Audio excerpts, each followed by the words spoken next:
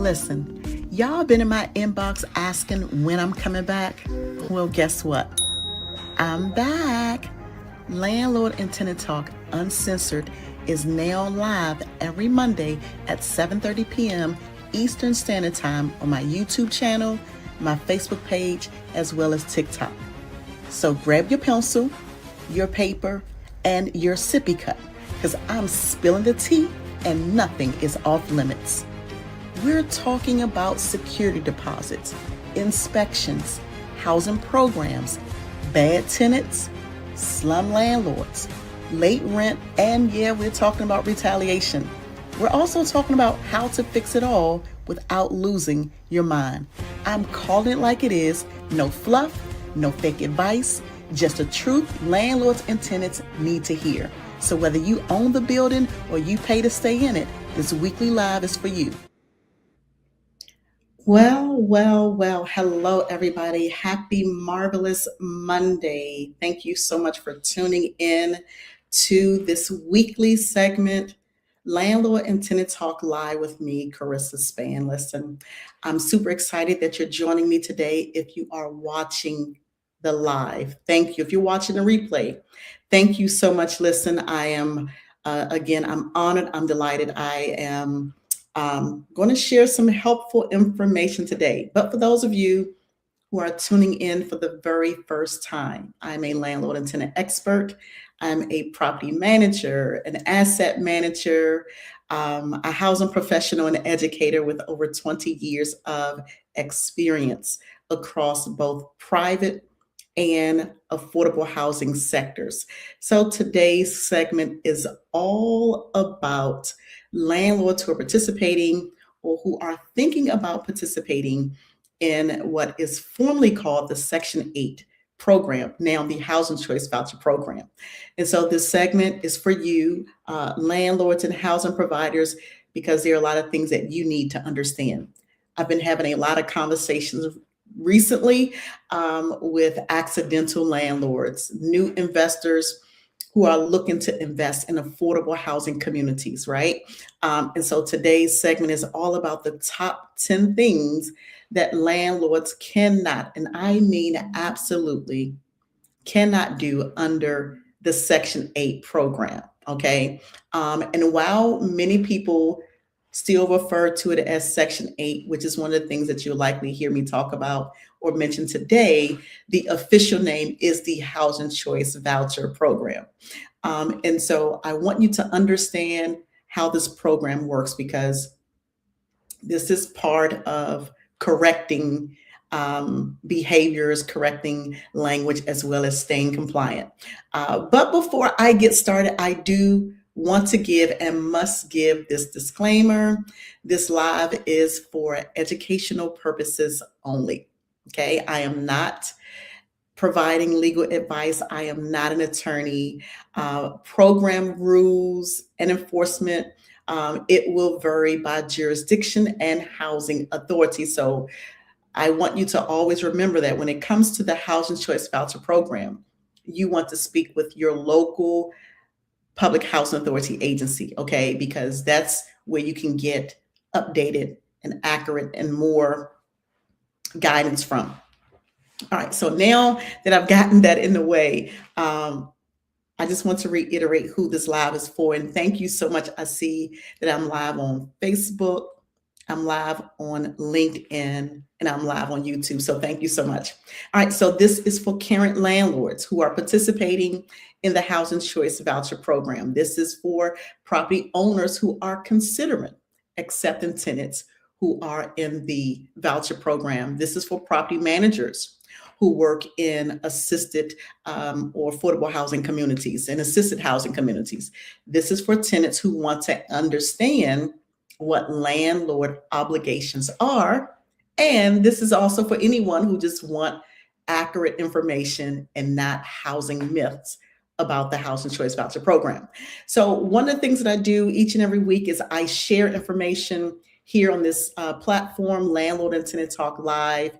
And on my platforms, I discuss housing rules, housing policies, in plain language, no fluff, no filters. I don't sugarcoat anything because I just don't believe that that's the best way to provide education to the rental community. I provide information for landlords so that landlords will understand responsibilities as well as tenant rights. Sometimes I'll talk about inspections and rent readiness. I also touch on compliance because that is it's a big thing. It's a huge component, especially when you are renting to participants in these housing programs. I talk about how important it is to document the process, documenting any communication or conversations that you have. I talk about real world housing scenarios, right, from start to finish. And I obviously love to educate people, right? So education, I believe, will prevent violations. And if you're in the voucher program, education can also reduce, minimize, or prevent payment interruptions, right? So those are just some of the things that I talk about here on my platform. So today I'm going to get right into it, and it's all about the top 10 things that landlords cannot do in the Section 8 Housing Choice Voucher Program. Things that they just cannot do by no stretch of the imagination. Now, my goal for you as a new or aspiring housing provider, you're looking to get into the Section 8 program, you're looking to rent your property. It is a federally funded program. So let me start there. The Section 8 program is not just in one particular area, meaning it's not just in Atlanta, it's not just in New York, it's not just in Washington, D.C. There are housing authorities all throughout the United States. They are federally funded programs, meaning that they get their money from federal government. From the federal government, they pour those federal dollars into the local housing authority level, and the housing agencies will pay rent on behalf of the tenant. So now I'm not going to get into how all of that works and all the details of that. Of course, I can come back and give another live and segment on that. But today is all about the top 10 things that you cannot do as a landlord in the Section 8 program. Thank you for your comment. I'm coming to your comments. So I'm going to give the top 10 things. Stick around, because one of the things that I love to do on my platform is, and this is my favorite part, this is something that I enjoy. It's called Truth or Trash. So stick around because I got some juicy comments pertaining to that. All right, but let me get into the top 10 things, and then I'll come back to that and explain it a little bit more.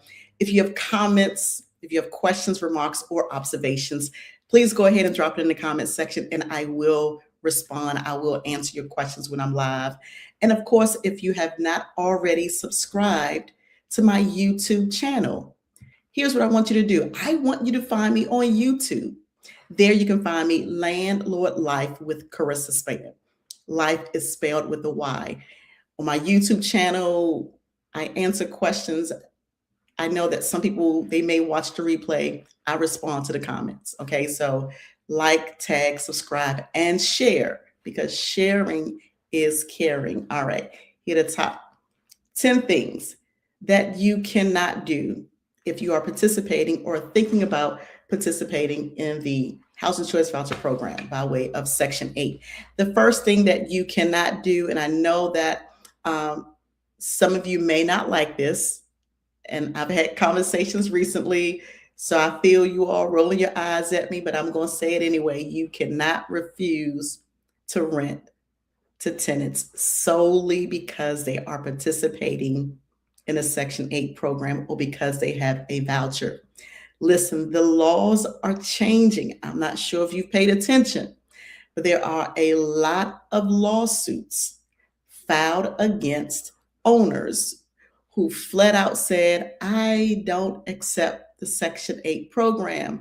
No, we don't rent to people with vouchers.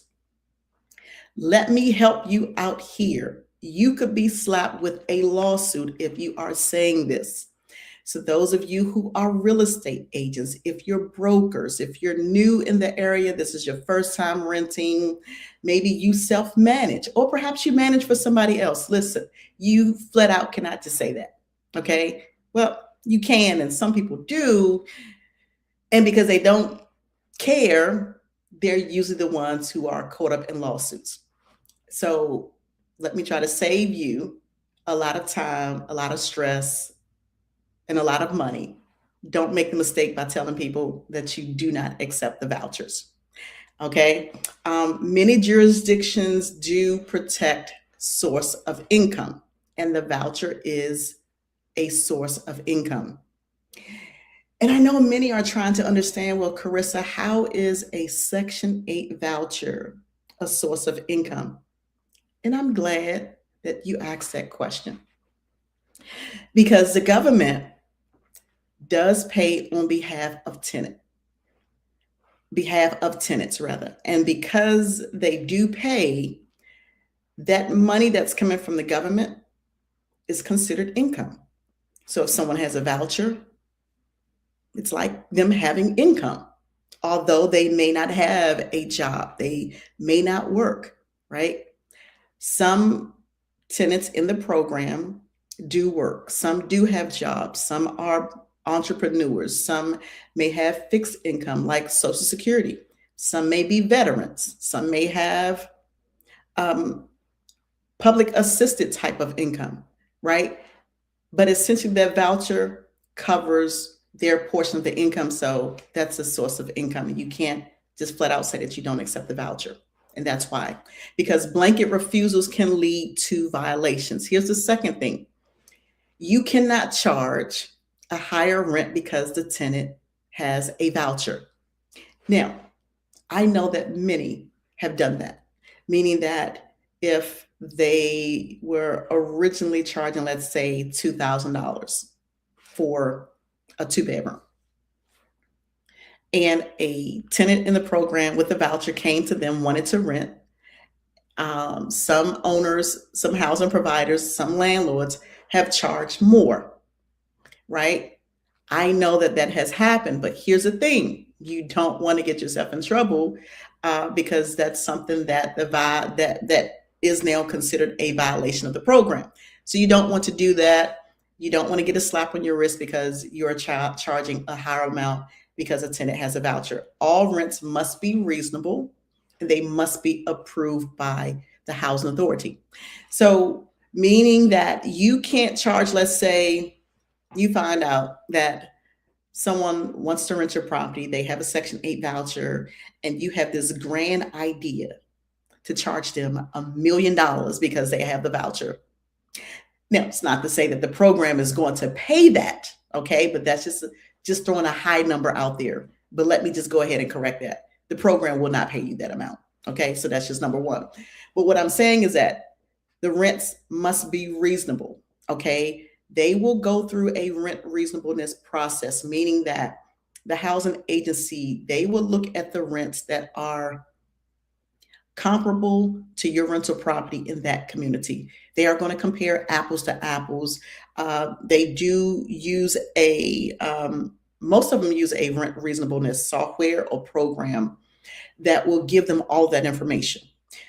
So for those of us who have been in real estate, if you're a real estate agent, you know it's always about location. So that's what that rent reasonableness process is going to do. It's going to look at your rental property. They want to make sure that the rent you're asking is comparable to other rental units in that same community. All right. Again, they're going to compare similar or like units. It may not be an exact, but they will try as much as possible to compare it to like units in the community. Here's the third thing that you cannot do: you cannot collect extra fees that are not charged to non assisted tenants. That means you can't charge extra deposits. You can't charge or you can't have tenants to pay side payments. Okay. I know that some have done that. On my TikTok channel, I had someone who was a tenant. They reached out to say, "Hey, Karissa, I saw your video and I just have a question because my landlord is asking me to pay an extra $250. And I flat out told them the truth, because again, if you know me, one of the things that you know about me is that I'm not going to sugarcoat anything that is absolutely against the law. You cannot charge side payments. You could get yourself in a lot of trouble. And if you are a tenant watching, you already know that you're not supposed to pay the landlord extra money. Okay. Please don't inbox me. Don't ask me why I share this information. I'm sharing it because it is the truth and people need to know it. People need to hear it. People need to understand. Side payments are illegal. Everything must be approved by the program. Or, for instance, you can't charge voucher only charges, meaning that you have a tenant or you have tenants in your rental, let's say apartment building, and you only charge those voucher tenants an extra $65. That is against the law. You can't do it. Here's a fourth thing that you cannot do. You cannot delay or ignore required repairs. Okay. There is a process. There's an inspection process. For many of you, you remember it as the HQS inspection. Now, housing agencies, they are under this new program called Inspire, which is from HUD. And so essentially that rental property has to go and must go through an inspection process. As long as that tenant is in the property, whether it's apartment, a home, condo, doesn't matter. Doesn't matter the style of the home. The property will be inspected to make sure that it is in compliance. I would not recommend that you ignore requests of tenants, because if the housing agency comes out, inspect your property, if it is not in compliance, you could very well get your payments stopped or suspended altogether. Okay. And so when a tenant has a request for repairs, consider that important. Go ahead and make those repairs. Okay. You can't delay or ignore required repairs. You cannot ignore failed inspections. So let's say the housing agency, they come out, and I know that this is where a lot of landlords get caught up. So for instance, let's say the housing inspection takes place and there was no advance notice. The tenant never contacted you to let you know that the kitchen pipe or the kitchen sink had been leaking, or that the faucet had been leaking, and it had been leaking for so long that it destroyed or damaged the cabinets to the point where it's rotted, right? There's a lot of water damage. Or perhaps, let's say it's a house. The bathroom toilet had been leaking for so long that water started dripping downstairs. So downstairs, let's say in the kitchen or in whatever room that's under the bathroom, there's a big brown stain in the ceiling.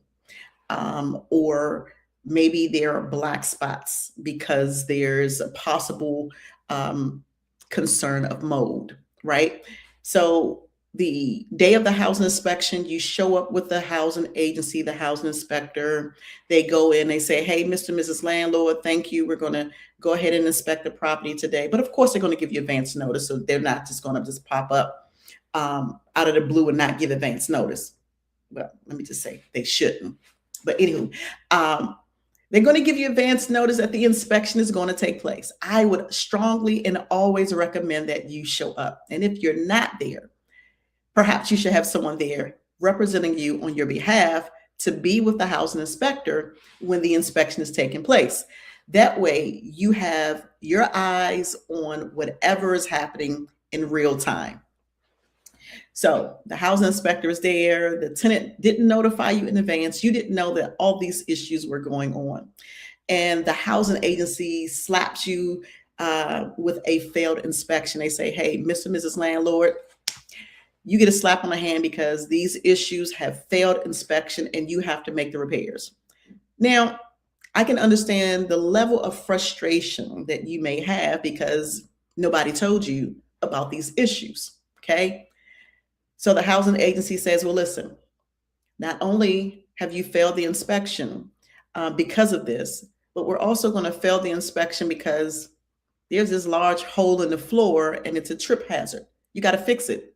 Now, you flat out know that you clearly did put the hole in the floor, right? You're not responsible for the water that's been dripping. You're not responsible for all of the deficiencies. But what you are responsible for is making sure that those things are repaired. Now, if you have it in your lease, you could always charge the tenant if it is in your lease and you have it in writing. Okay. You can't just make anything up. You can't just pull stuff from the sky that doesn't exist in the lease, right? If it's not in writing, you can't enforce it. So please make sure that it's in writing. I'll come back and do another live on lease agreement and the language that you should have. So, fifth thing is you cannot ignore those failed inspections, because when you are cited with deficiencies, they must be corrected, and they must be corrected within a certain time frame. Here's a sixth thing that you cannot do. I'm talking about the top 10. You cannot change the lease terms without the housing authority approval. So that means you can't do side agreements, you can't do these unauthorized lease changes because of what you perceive to be a violation. If it's not in writing, of course, we know you can't enforce it. But here's why you can't change it without the housing authority approval, because they want to review the lease, they want to make sure that it is legal. Okay. So let's say, for instance, your tenant has been there and the housing agency sends you a letter. And I know some of you have received letters. So that's why I'm using this as an example for the others who have not. If the housing authority sends a letter to say, hey, effective immediately, we are terminating, we are suspending all requests for rent increases. You cannot change your lease and still require that the tenants pay an increased amount, meaning that you want the tenant to pay an extra $200 because the housing authority said that they're suspending rent increases. Doesn't work like that. Can't do that.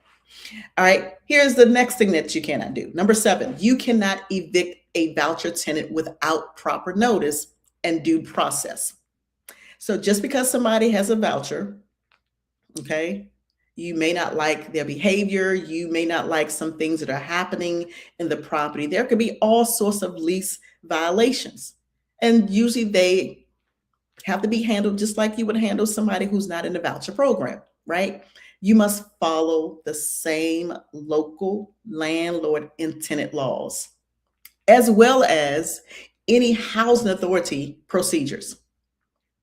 So you want to always know, you want to find out, and you want to understand what that looks like.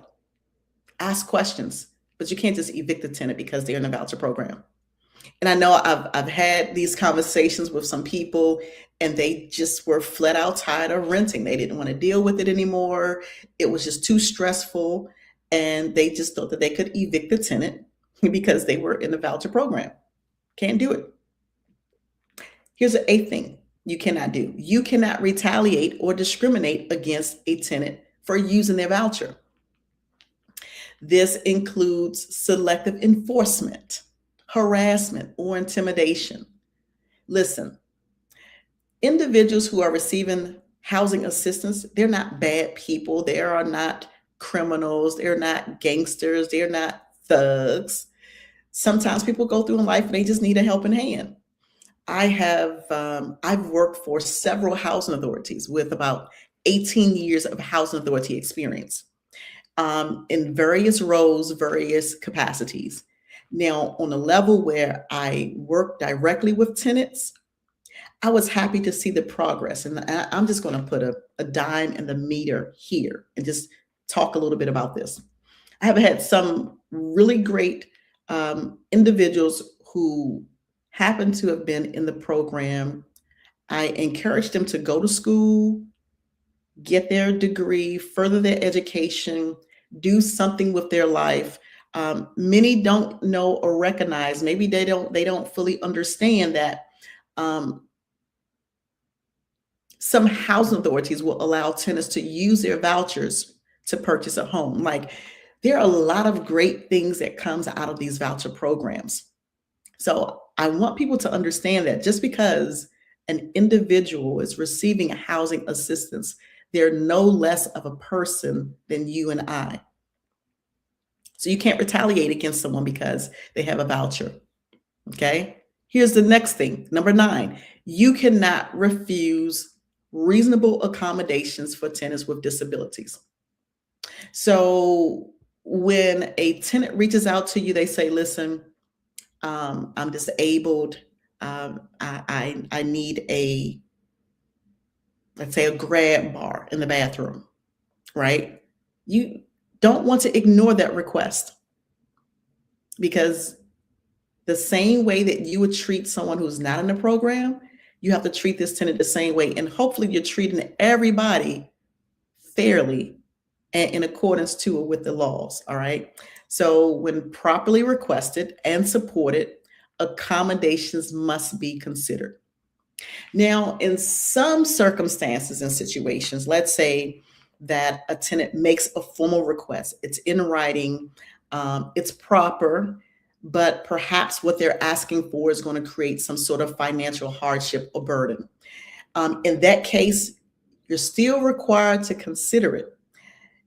One of the things that you can also consider is allowing that tenant to be responsible for having the request professionally done, meaning that if they want to take on the responsibility and the cost of having a professional to make the change, you can consider allowing them to do it. But I would strongly recommend you put it in writing and be very clear about what's taking place, how the property should look when they move out.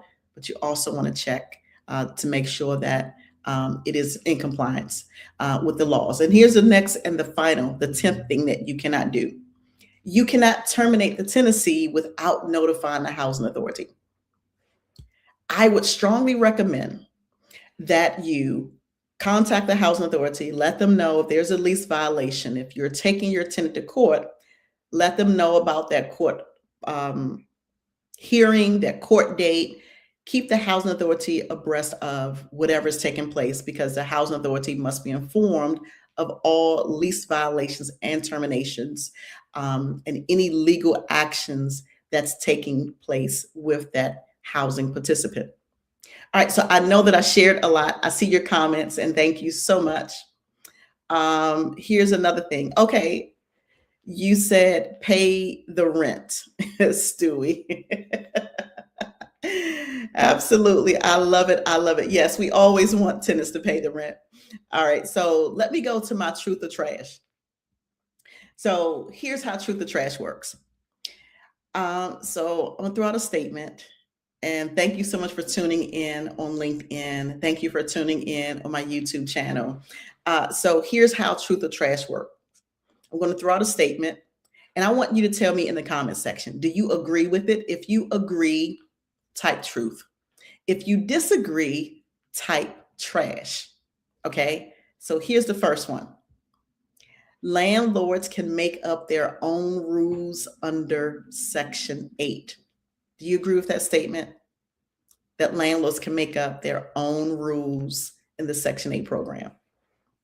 What do you say in the comment section? Let me see. All right.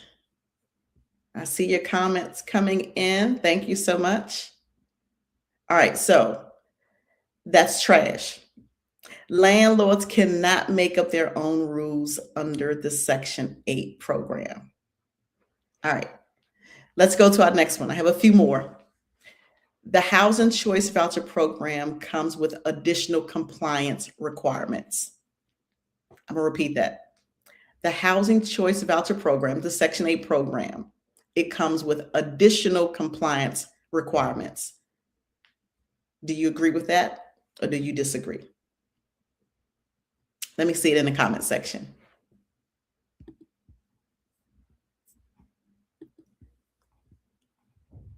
Yes, I'll repeat it. The Housing Choice Voucher Program, the Section 8 program, comes with additional compliance requirements.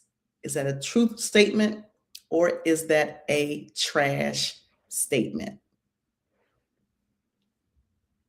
All right, that is truth. That is truth. So when you are renting in the program, there is usually some extra compliance that comes with it. All right, here's my next one. I have one more after this. Voucher tenants can be charged extra fees. Let me repeat it. Voucher tenants can be charged extra fees. Is that truth or is that trash? Let me see. Throw it in the comment section. Okay. All right, that's trash. Voucher tenants cannot be charged extra fees. All right, here's the last one. Documentation protects landlords as much as it protects tenants. I'll repeat. Documentation protects landlords as much as it protects tenants. Is that a truth statement or is that a trash statement?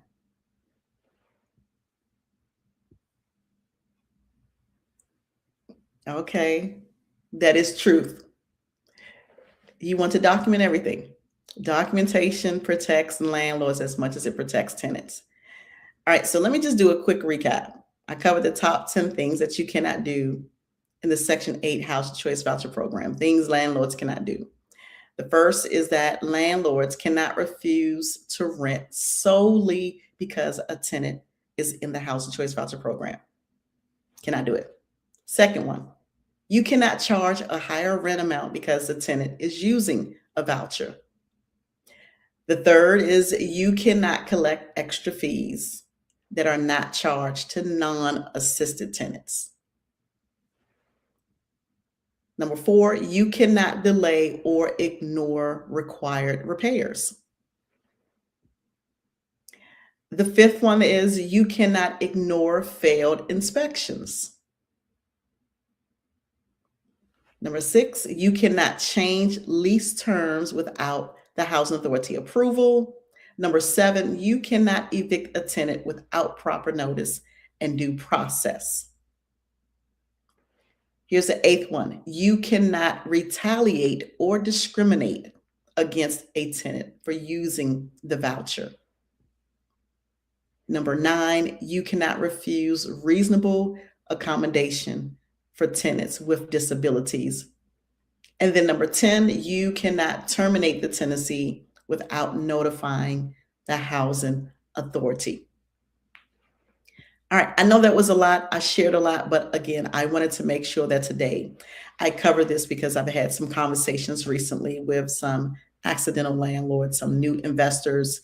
I know that in 2026, there are going to be a lot of people, a lot of investors pouring into affordable housing communities. And so my goal is to educate as many people as possible. Listen, this is what I do. Each and every Monday, you can find me live right here. I'm on Facebook, I'm on LinkedIn, and I'm on YouTube. If you have not already subscribed to my YouTube channel, please go. It costs you nothing but your time. It's free 99. It costs you nothing but your time. Just show up and get this information on my YouTube channel. You can watch the replays. In the description, I provide other resources and services that are available because I want to make sure that I'm educating the entire rental community. And so on my platforms, there's information and education for landlords, for tenants, for housing providers, for the entire rental community. So tell Lottie, Dottie, and everybody, listen, make sure you tune in every Monday. I enjoy what I do, but one of the things that I do want you to know and understand is that when it comes to the Housing Choice Voucher Program, it is again, because it is a federally funded program, it is regulated, right? And so you want to manage that relationship because it does involve public funding, okay? And when landlords understand what they cannot do, they reduce risk, they maintain consistent payments because you're not violating any of the rules or the regulations. And you, as long as you're in compliance, you have no reason for your monthly housing payments to stop. That is money that will come in every month as long as that tenant is there, as long as the tenant is in compliance, as long as you are in compliance. And this is how you protect your property. So most violations, from what I see, what I know, and I understand, is that it comes from misunderstanding the program. It doesn't come from tenants right? It comes from misunderstanding the program. And so when you know better, you do better. People can tell you anything, but when you know for yourself the rules and the regulations, you know how to govern yourself and your rental business. All right, so that is it. I hope that this was helpful. Please like this video. Please comment, tag somebody in the description, in the comment section, so that they could get this information as well. Subscribe. Please make sure that you're subscribing. Hit that smash button so that you'll be the first to know when I am live and when I am online providing this weekly education. All right. Every Monday, I'm right here, 7:30 p.m. Eastern Time with me, Karissa Spann, for Landlord and Tenant Talk. And so listen, I know this. Accepting vouchers is optional, but following the rules is something that what you definitely want to do, right? You cannot discriminate. And I would strongly recommend that if you join me late, that you go back and you watch it from the beginning. Listen to some of the tips that I've shared today. Listen to all 10, the top 10 things that you absolutely cannot do if you are participating in the voucher program. And I do like the comment. You made the comment a little bit earlier. I can appreciate that. Pay the rent, yes. Now, but let me also say this, because in the voucher program, you have tenants who may pay a portion of their rent and the housing agency may pay all of it. It just depends on the need, right? So some tenants will pay their rent and they'll pay it on time. Then you have others who might not pay their rent, but that's when you can, as a landlord, as a housing provider, enforce your lease as you would with any tenant, whether they're in the program or not. So I hope that was helpful. I shared a lot today. I hope that you found some sort of value in this. Please make sure that you are tuning in each and every week.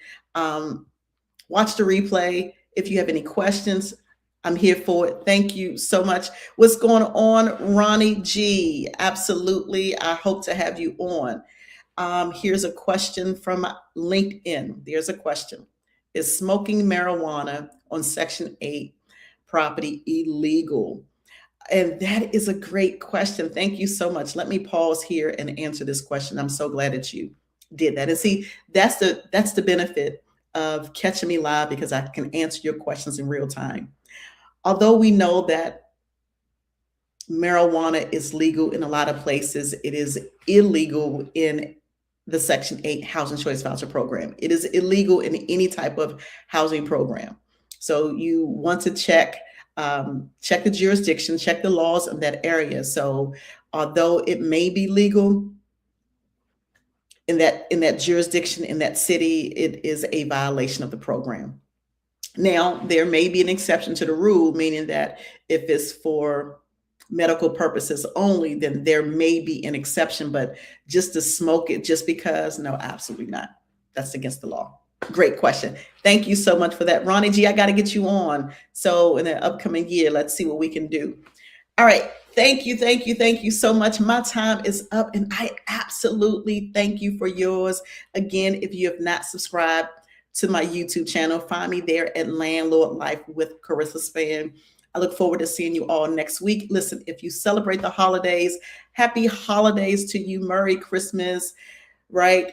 All of those good things, love, joy, peace. I wish you all the best, and I'll see you all next Monday right here, Facebook, YouTube, or LinkedIn with me, Karissa Spann, the Landlord and Tenant Expert. Bye for now.